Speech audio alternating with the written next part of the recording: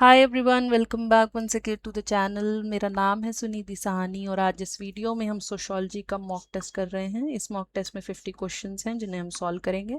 ये सोशोलॉजी के जितने भी एमसीक्यूज हैं वो ऑलरेडी प्लेलिस्ट में मैं ऐड कर देती हूँ, वो आप डायरेक्टली जाके चैनल पे देख सकते हो। There are many more playlist available on the channel. अगर आप सोशोलॉजी के कॉन्सेप्ट्स को पढ़ना चाहते हो तो ये प्लेलिस्ट है जिसमें मैंने सोशोलॉजी के बहुत सारे कॉन्सेप्ट्स को डिस्कस किया, वो सारे के सारे मैंने इसमें ऐड कर दिए हैं। उसके बाद जो एमसीक्यूज की प्लेलिस्ट है वो ये है जिसके बारे में मैं बात कर रही हूँ। There is a third playlist which is of sociology study material. तो अगर आप एमए एंट्रेंस एग्जाम के लिए स्टडी मटेरियल ढूंढ रहे हो तो ये इस प्लेलिस्ट में आपको सारा स्टडी मटेरियल अवेलेबल हो जाएगा। अगर आप वीडियो का पीडीएफ ढूंढोगे तो वो आपको टेलीग्राम चैनल पे मतलब अपलोडेड मिल जाएगा। आप टेलीग्राम चैनल @GK ज़रूरी है पे में ज्वाइन कर सकते हो। Okay, so let's start the video and our first question is first systematic village study किसने करी थी? मेन, कौटिल्य, गांधी या Mukherjee? The answer is Maine. Remember this, good question.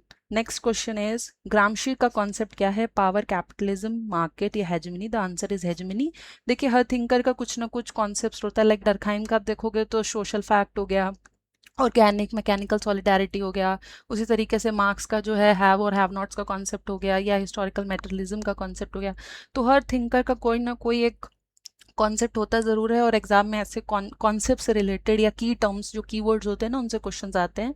तो ग्रामशी का जो है वो है hegemony. Then next is SDG goals क्या हैं? तो सस्टेनेबल डेवलपमेंट गोल्स की यहाँ पे बात कर रहे हैं जो कि 2015 में आए थे। और इफ़ अगर आपको ऑफकोर्स पता होगा लेकिन मैं बता देती हूँ। मिलेनियल डेवलपमेंट गोल्स जो आए थे पहले वो 10 थे, फिर उसके बाद 2015 में एसडीजी गोल्स आए जिनका जो टारगेट ईयर है वो 2030 है। तो ये ध्यान रखिएगा। और ये 17 थे नंबर में, मतलब there were 17 sustainable development goals. There were not, there are. And next question is not a function the ना नॉट अ किंगशिप फंक्शन। तो इसमें से किंगशिप का फंक्शन क्या नहीं है? Rule relations, rules marriage, religious obligations या property ownership? The answer is religious obligations. And next question is not a qualitative feature, in-depth data, immersion, interpretation या driven heavily by data? The answer is driven heavily by data. देखिए, in-depth data, immersion या interpretation ये सब qualitative के features हैं, लेकिन जो नहीं है वो है driven heavily by the data. Next question is neo marxism. neo का ध्यान रखिएगा, जहाँ पे भी neo आ जाता है लाइक neo functionalism आ गया या neo मार्क्सिस्ट आ गया, तो नियो का मतलब होता है कुछ न्यूनेस लाने की बात हो रही होगी, कुछ नयापन लाने की बात हो रही है या कुछ मॉडिफिकेशंस करने की बात हो रही है। ठीक है ना? अपोजेस मार्क्स नहीं, फुली एक्सटेंड्स नहीं। Okay, I am very sorry for the pain because पता नहीं क्यों अटक रहा है। Extends with modification, this is right. And propagates Marxism, this is also wrong. The answer is C. ठीक है ना? Next question is HDR publisher कौन है? मतलब HDR रिपोर्ट, ह्यूमन डेवलपमेंट जो रिपोर्ट पब्लिश होती है जिसमें हम 3 क्राइटेरियाज पढ़ते हैं। आप मुझे कमेंट सेक्शन में बताइएगा वो 3 क्राइटेरियाज क्या हैं जो कि HDR में देखे जाते हैं ह्यूमन डेवलपमेंट रिपोर्ट में।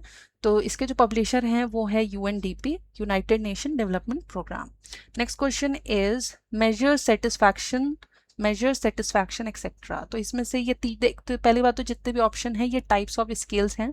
ठीक है ना? They are types of scales जो कि हम पढ़ते हैं, नॉमिनल, ऑर्डिनल, इंटरनल, इंटरवल या ratio. The answer is ordinal. तो जो हम जब सेटिस्फैक्शन लेवल को मेजर करते हैं कि what is the satisfaction level, like आपने बहुत बार क्वेश्चन आयर्स देखे होंगे, ठीक है ना, जिसमें आप ऐसे पढ़ते हो कि हाईली सेटिस्फाइड एंड फिर सेटिस्फाइड, न्यूट्रल, फिर आ जाएगा कौन हमारा सेटिस्फाइड, वो sorry dissatisfied and highly dissatisfied. तो इस तरीके का जो ये पूरा का पूरा स्केल है ना, that is basically ordinal. There is some kind of order and there some kind of ranking in them. ठीक है ना? तो ये सेटिस्फैक्शन के लिए करते हैं। क्लासलेस एपॉक क्या है? ठीक है ना? या एपॉक या एरा क्या है? पर ये मार्क्स से रिलेटेड क्वेश्चन है। ठीक है ना? अगर आपने मार्क्स की डिफरेंट डिफरेंट स्टेजेस पढ़ी होंगी, MARX, पेन पता नहीं क्यों नहीं लिख रहा। प्रिमिटिव कम्युनिज्म, स्लेव, फ्यूडल या capitalism? The answer is primitive communism. Slave में भी देयर आर क्लासेस, ठीक है ना, फ्यूडल में भी क्लासेस होती हैं, कैपिटलिज्म में तो है ही क्लासेस। ठीक है ना? नेक्स्ट आ जाता है क्रॉस कम्युनिटी स्टडी, जो है वो केस है या एक्सपेरिमेंटल स्टडी कह सकते हैं, कंपैरेटिव स्टडी है या लॉन्गिट्यूडनल स्टडी है। The answer is comparative study because this is cross community study. मतलब at there, like for example there would be 2 communities, like for example community A and there is a community B, और हम across मतलब cross community study कर रहे हैं। कैसी study कर रहे हैं? जिसमें बहुत सारी कम्युनिटीज़ को मतलब ऐड ऑन कर रहे हैं, तो कंपैरेटिव है, we are comparing them. Next आ जाता है एवरी डे यूटिलेरियन ऑब्जेक्ट क्या है, प्रोफेन्स के सेक्रेड मैजिक या supreme brief belief. The answer is profane and it's a concept bye Durkheim जिसमें हम सेक्रेड एंड प्रोफेन के बारे में पढ़ते हैं। तो प्रोफेन इज जो कि एवरीडे लाइफ है, जो पवित्र नहीं है, ऐसा कह सकते हैं, लाइक क्योंकि सेक्रेड क्या होता है, ये पवित्र है। प्रोफेन क्या है, एवरीडे, जो मंडेन मंडेन चीज़ें जो हम करते हैं, जो रोज़ाना करते हैं, लाइक सुबह उठ के ब्रश करना, नहाना धोना, खाना पीना, ये सब एवरीडे चीज़ें हैं जो हम करते हैं। नेक्स्ट आ जाता है मैरिज बाय कैप्चर। ये कौन सी ट्राइब का मतलब एग्जांपल है, देयर आर मेनी ट्राइब्स और हर ट्राइब का कुछ मैरिज का सिस्टम होता है, कैप्चर कर लिया, एबडक्ट कर लिया, तो ये किसका एग्जांपल है, सांथल, गोंड, कौंड या Munda. The answer is Khonds. Khonds में मैरिज करी जाती है बाय कैप्चर, कब्जा के। नेक्स्ट आ जाता है करेक्ट डरखाइम क्रोनोलॉजी क्या है। देखिए ये सब डिफरेंट डिफरेंट वर्क्स हैं डरखाइम के, लाइक डिवीजन ऑफ लेबर और जो rules of sociological method, suicide उनका काम है, एंड रिलीजन पे जो उनका काम है, जो बुक्स हैं, books I am basically talking about books, ठीक है ना। तो ये बुक्स ही हैं जिनको शॉर्ट फॉर्म में आपको दे रखा है। तो करेक्ट ऑर्डर क्या है इनका, the correct order is first division है, फिर रूल है, division would be the first one, then came the rule and then the suicide and then the religion। Okay तो ये कुछ करेक्ट ऑर्डर है। हैव्स के मार्क्स के टर्म्स में क्या है, मार्क्स की अगर हम हैव्स उनके हिसाब से क्या है, बोर्जुआ है, प्रोलेटेरिएट है, रिच है कि एफ्लुएंट है। The right answer would be bourgeois, ठीक है ना। दो कैटेगरीज ही हैं, प्रोलेटेट हैं और बोर्जुआ हैं। बोर्जुआ जो होते हैं वो हैव्स होते हैं और ये जो होते हैं ये हैव नॉट्स होते हैं। Next question is solidarity of resemblance is what? Solidarity of resemblance anomie है, एलिनेशन है, मैकेनिकल है या ऑर्गेनिक है। The answer is mechanical. Organic इसका उल्टा हो जाता है, उसमें रिजेम्बलेंस नहीं होती। रिजेम्बलेंस मतलब समानता, मतलब एक जैसा, सिमिलैरिटी, ठीक है ना, तो that would be mechanical. Next है खेड़ा सत्याग्रह कहाँ हुआ था, बिहार में हुआ था, महाराष्ट्र में हुआ था, Gujarat, Andhra. The answer is Gujarat. Next is language schedule, मतलब जो हम लोग पॉलिटी का सेक्शन पढ़ते हैं उसमें जो लैंग्वेज है वो कौन से शेड्यूल में आती है, तो the answer is 8th schedule. Subaltern का क्या मतलब होता है, कास्ट हायरार्की, एग्लिटेरिज्म, समान मतलब एक दूसरा हर किसी को एकदम इक्वालिटी देना, मार्जिनलाइज या oppress, freedom struggle. The answer is marginalised and oppressed, ठीक है ना। Next is field view sociologist कौन है जिन्होंने फील्ड वर्क किया है, कह दीजिए। हाँ फील्ड वर्क करा है, या फील्ड व्यू कौन रखते हैं, लाइक हम बहुत ज़्यादा बुक व्यू या Indological view and there is a second view that is field view, ऐसा पढ़ते हैं। तो कौन है, ड्यूमो हैं, घुरे इंडोलॉजिस्ट हैं, ये भी इन्होंने भी इंडोलॉजिस्ट हैं ये। अंबेडकर या Srinivas. The answer is Srinivas, क्योंकि बहुत सारे ऐसे वर्क्स हैं लाइक कुक्स के ऊपर जो उनका काम है, या रिमेंबर्ड विलेज हो गया, ये सब जो है वो सब फील्ड व्यू है इनका। नेक्स्ट आ जाता है डूमो ऑन कास्ट, इंटीग्रेटिव है, हेयरकल इनइक्वालिटी है, सेम एज का क्लास है या अपोज टू क्लास है। द आंसर इज जो करेक्ट टर्म है, मैंने कहा ना टर्मिनोलॉजीज होती हैं, हर थिंकर की कोई ना कोई टर्मिनोलॉजी होती है, लाइक ग्रामशी का हमने हेजिमनी पढ़ा, उसी तरीके से डूमो का जो कास्ट पे पर्सपेक्टिव है या कास्ट पे उनकी सोच है वो ध्यान रखिएगा, हायरार्किकल इनइक्वालिटी, मतलब there is a hierarchy, there is a rank, ठीक है ना, कोई ऊपर है कोई नीचे है, एंड मतलब ऐसे रैंक्स में डिवाइडेड है, एंड जो रैंक है उनमें इक्वालिटी नहीं है, लाइक जो बंदा यहाँ बैठा है ना वो इन सबसे सुपीरियर है, तो सेकंड वन वाले से भी सुपीरियर है, थर्ड से भी सुपीरियर है, फोर्थ से भी। सेकंड वाले की स्थिति थर्ड वाले से ज़्यादा अच्छी है, फोर्थ से ज़्यादा अच्छी है, थर्ड वाला जो है वो फोर्थ वाले के टर्म्स में ज़्यादा अच्छी स्थिति में है, तो this is hierarchical inequality. Next question is lived experience approach क्या है, फिनोमेनोलॉजी है, एथनोमेथोडोलॉजी है, एक्सचेंज है या पोस्ट मॉडर्निज्म है। द अंत देखिए फिर की टर्म है, ये lived experience is the key term and the answer is phenomenology. Phenomenology का जो की टर्म है, ध्यान रखिएगा अगर आपको कभी मतलब भी ना पता हो कि इसका क्या मतलब होता है, लेकिन ये ध्यान रखिएगा जो टर्म है, जो कीवर्ड है, that is the lived experience. Next question is Kishangarhi की स्टडी, ये फील्ड ये कहेंगे ना जो फील्ड वर्क एरिया कौन सा है, तो किशनगढ़ी एक फील्ड वर्क एरिया है, और ये किसका है? मैकम मैरियट का है, रेडक्लिफ का है, एंड बेली का है, या देसाई का है? The answer is McKim Marriott. हम लोग अगर आप लोगों को पता हो, याद हो, तो यूनिवर्सलाइजेशन एंड परोकलाइजेशन करके जो कॉन्सेप्ट होता है, जो कि रिपीटेडली एग्जाम्स में पूछा ही जाता है। Sorry for the hand writing, नहीं चल रहा पेन। हाँ, तो यूनिवर्सलाइजेशन और परोकलाइजेशन का जो कॉन्सेप्ट हम पढ़ते हैं वो मैकम मैरियट से रिलेटेड है, किशनगढ़ी से रिलेटेड है, ठीक है ना। जो एग्जांपल्स दिए हैं, ठीक है ना, यूनिवर्सलाइजेशन परोकलाइजेशन के, वो सब यहीं से आते हैं, तो ये ध्यान रखिएगा। ये मैंने आपको कुछ एक्स्ट्रा भी बता दिया है। Next question is not a Redcliffe feature. कौन? रेडक्लिफ नहीं, Redfield feature. Distinctiveness, heterogeneity, homogeneity, self sufficiency. देखिए हेट्रोजेनिटी जहाँ होगा वहाँ होमोजेनिटी नहीं होगा। द आंसर इज हेट्रोजेनिटी, ठीक है ना। तो उन्होंने लिटिल कम्युनिटी करके उनकी बुक भी है और कॉन्सेप्ट भी है। तो जो लिटिल कम्युनिटी के जो उन्होंने फीचर्स दिए हैं उसमें हेट्रोजेनिटी फीचर नहीं है, ठीक है ना। होमोजेनिटी, सेल्फ सफिशिएंसी और डिस्टिंक्टिवनेस है, बट हेट्रोजेनिटी नहीं है। और ये ध्यान रखिएगा, ये लिटिल कम्युनिटी के फीचर्स हैं, ठीक है ना। तो नॉट रेडक्लिफ फीचर, या ये कह दो लिटिल कम्युनिटी फीचर। यहाँ पे लिटिल कम्युनिटी भी लिखा जा सकता था। नेक्स्ट आ जाता है श्रीनिवास की जो कास्ट स्टडी है वो ओकालिगाज में है, नायर्स के टर्म्स में है, और कूक्स के टर्म्स में है, या कमास के टर्म्स में है? द आंसर इज कूक्स, ठीक है ना। तो ये ध्यान रखिएगा, अच्छा क्वेश्चन है। Eldest member in tharavad are related to Nairs. NARAS लिखा है मैंने, NAYARS लिखा है, ठीक है। तो पेट्रियार्क, उसका नाम बताना है, एल्डेस्ट मेंबर कौन है? कारावान मुखिया या पिता? The answer is karanavan. तो ये ध्यान रखिएगा, जो कारावान है वो तो उसको जो टर्म, मतलब एल्डेस्ट मेल को जो टर्म दिया जाता है वो कारावान का दिया जाता है। नेक्स्ट इज एग्रीगेरियन सोसाइटी का क्या फीचर है, ठीक है ना। एग्रीकल्चर मेन ऑक्यूपेशन है, modern tool, surplus production, institutional credit. The answer is agriculture main occupation, modern tool, surplus production. ये सब कैपिटलिस्ट काइंड ऑफ सोसाइटी के फीचर हैं जहाँ पे सरप्लस प्रोडक्शन की बात करी जाती है। इंस्टीट्यूशनल क्रेडिट, मॉडर्न टूल्स, ये सब नहीं, एग्रीगेरियन सोसाइटी का फर्स्ट होगा। जनरलाइज अदर का कॉन्सेप्ट किसका है? मीड का है, ब्लूमर, पेरेटो, या हमारे नन? The answer is Mead. और एक और होता है सिग्निफिकेंट अदर्स हैं। सिग्निफिकेंट अदर्स, जनरलाइज्ड अदर, ये कोई भी कॉन्सेप्ट अगर आपसे क्वेश्चन में आ जाता है तो आपको मीड ही लगाना है। नेक्स्ट है LPG किसके लिए स्टैंड करता है? It's a very simple question, you must know this. Liberalisation, privatisation, globalisation. Extra information मैं आपको दे देती हूँ, अगर आपसे कभी भी पूछे LPG रिफॉर्म्स कब आए तो याद रखिएगा 1991। 1991। उस समय हमारे जो फाइनेंस मिनिस्टर थे वो थे डॉक्टर मनमोहन सिंह, और हमारे जो प्राइम मिनिस्टर थे वो कौन थे?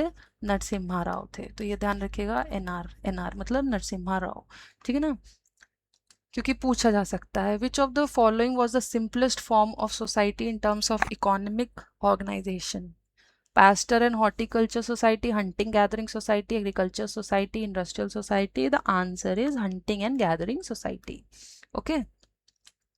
An integrated set of social norms to fulfill human needs is integrated set of social norms, ठीक है। Norms are basically what? Norms are basically rules, ठीक है ना। तो integrated set of social norms क्या है? Institution, norms, modes या values? The answer is institution. Like हम example ले सकते हैं मैरिज का, तो मैरिज क्या है या फैमिली क्या है? तो it's an integrated set of social norms. There are many rules, there are many regulations in the system of, in the institution of marriage या फैमिली, और वो सारी पूरा जो सेट है ना, that is called institution. Next question is when a social status involves an array of roles, what it is called? Array of roles मतलब एक status है, ठीक है ना, आपको एक स्टेटस मिला हुआ है और उसमें बहुत सारे रोल्स हैं, उससे बहुत सारे रोल्स अटैच्ड हैं। तो role incongruence, role set, role conflict या role strength? The answer is role set. Remember this is a keyword, an array of roles. एक सोशल स्टेटस और एरे ऑफ रोल्स मतलब collection of roles, so that is role set. Next question is who said religion is the opium of people? Remember this is Karl Marx, because Karl Marx के बहुत सारे ऐसे quotes हैं जो कि exam से पूछ लिए जाते हैं डायरेक्टली। तो ये पूछा गया है रिलीजन किसने कहा है, कि रिलीजन के ऊपर उनका पर्सपेक्टिव है कि religion is the opium of people, नशा कराता है, नशा दे देता है इंसान को, कंट्रोल करता है उस तरीके से। Next question is patterns common to all societies are called, जो हर सोसाइटी में कुछ चीज़ें कॉमन होती हैं, पैटर्न्स कॉमन होते हैं, material culture, non material culture, cultural ethnocentrism या culture universal. The answer is culture universals.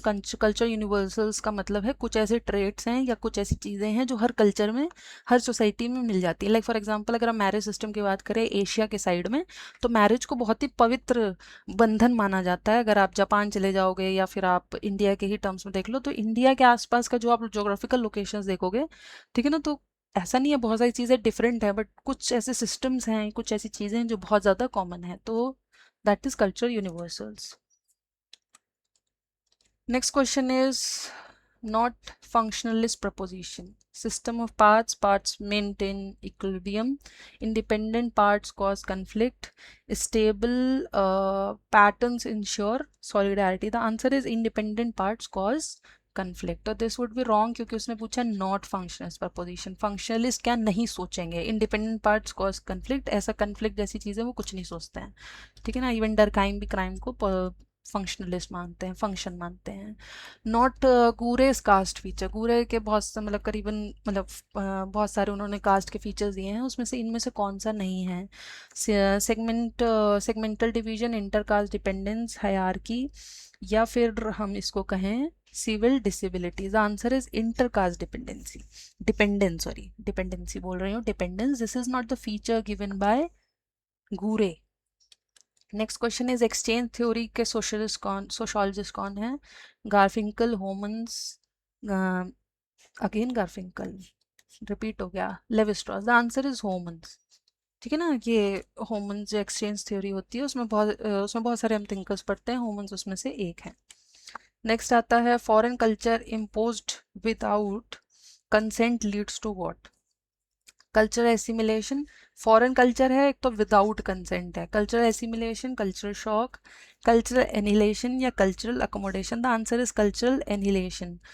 Culture shock भी नहीं है, बिकॉज फॉरेन कल्चर मतलब culture shock is that condition जहाँ पे आप एकदम अचंभित रह जाते हैं, there is some kind of a change. Like अगर आप इंडियन हैं और आप कहीं बाहर विदेश जाते हैं, तो आप वहाँ पे जाके कुछ चीज़ों को देख के, लाइक फॉर एग्जांपल यहाँ मैरिज का सिस्टम बहुत ही पवित्र माना जाता है, हम उसको बहुत ही कैजुअली ट्रीट नहीं करते, डाइवोर्स को भी हम बहुत कैजुअली ट्रीट नहीं करते हैं। लेकिन आप बाहर जाओगे तो डाइवोर्सेस बहुत कॉमन है, लोगों का लिव इन रिलेशन में रहना बहुत ही कॉमन है, मैरिज ना करना, वो हर मतलब पूरी ज़िंदगी लिव इन में रह लेना, ये सब चीज़ें कॉमन है। तो that is a kind of a cultural shock, but यहाँ पे इम्पोज करने की बात कर रहे हैं कि आप पे थोप दिया गया है, तो cultural annihilation would be the right answer. Next question is the period of rationality and reality क्या था? Industrial revolution, French revolution, enlightenment या commercial revolution? The answer is enlightenment, because हम ये that is the period of rationality and reality, okay, उसको हम enlightenment ही कहते हैं। If null hypothesis गलत हो जाए, इज फॉल्स, तो क्या है? ऑल्टरनेटिव हाइपोथेसिस है, नल हाइपोथेसिस है, hypothetical sorry positive hypothesis, negative hypothesis. देखिए नल हाइपोथेसिस का उल्टा ही ऑल्टरनेटिव हाइपोथेसिस होता है। लाइक हम कह रहे हैं कि ए और बी के बीच में कोई संबंध नहीं है, there is no relation between both of them, this is null hypothesis, ठीक है ना। और ए और बी के बीच में संबंध है, दैट इज ऑल्टरनेटिव हाइपोथेसिस। तो जब नल हाइपोथेसिस गलत हो जाएगा, मतलब गलत होने का मतलब है ए और बी के बीच में रिलेशनशिप है, तो that is basically what? Alternative hypothesis. The answer is alternative hypothesis.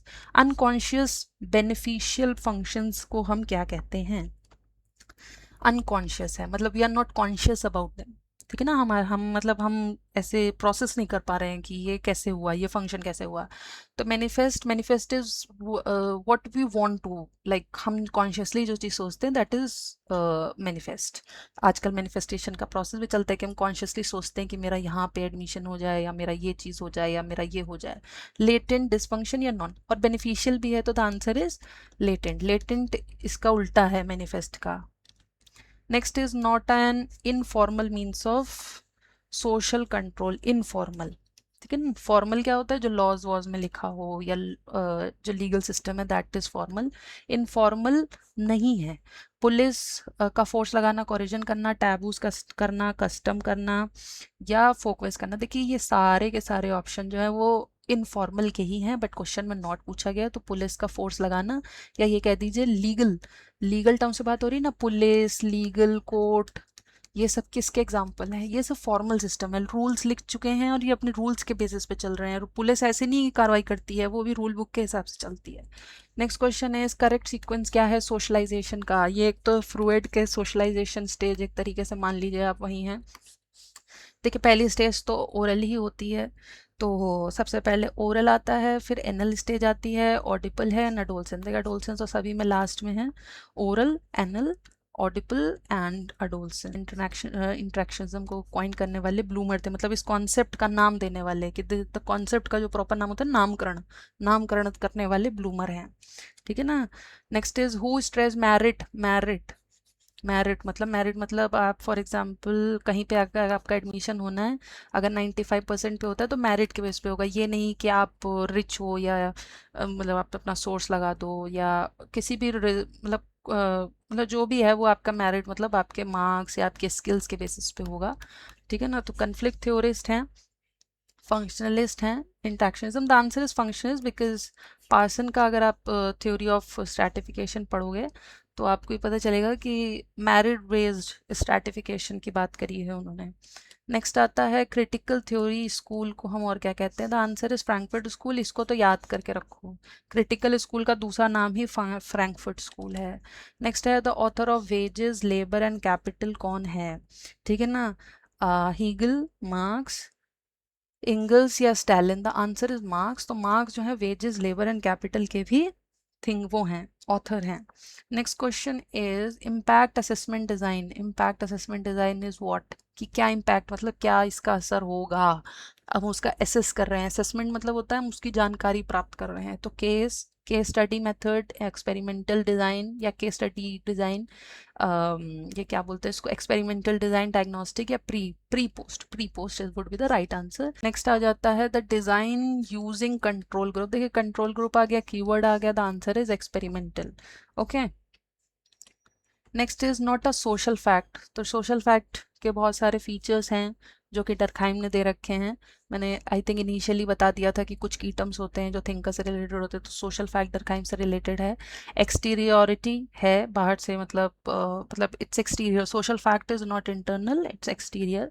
तो ये है, इंटीरियर नहीं होगा, नॉट ही पूछा गया। कंस्ट्रेन होता है, कंस्ट्रेन मतलब आपके ऊपर वो दबदबा बनाए रखता है, जनरलिटी भी होता है, बट इंटीरियोरिटी नहीं होता है। Next is okay, so thanks for watching this video. I hope आप लोगों को क्वेश्चंस सॉल्व हुए होंगे आपसे। आप हमें हमारे टेलीग्राम चैनल पे भी ज्वाइन कर सकते हैं, @GK ज़रूरी है, PDF आपको वहाँ पे अवेलेबल हो जाएगी। And as I already mentioned, आप प्लेलिस्ट का जो लिंक है वो भी डिस्क्रिप्शन बॉक्स में अवेलेबल है। जितने भी MCQs हैं उनको ज़्यादा से ज़्यादा सॉल्व करने की कोशिश करिए, बिकॉज आप जितने MCQs सॉल्व करते हैं आपके कॉन्सेप्ट उतने ज़्यादा क्लियर होंगे, एंड एग्ज़ाम में क्वेश्चन सॉल्व करने की आपकी टेंडेंसी भी बढ़ेगी और कॉन्फिडेंस आपका अलग से बूस्ट होगा। सो ओके, फिर हम मिलेंगे आपसे एक नेक्स्ट वीडियो के साथ। तब तक के लिए आप लोग पढ़ते रहिए और हमेशा खुश रहिए। बाय।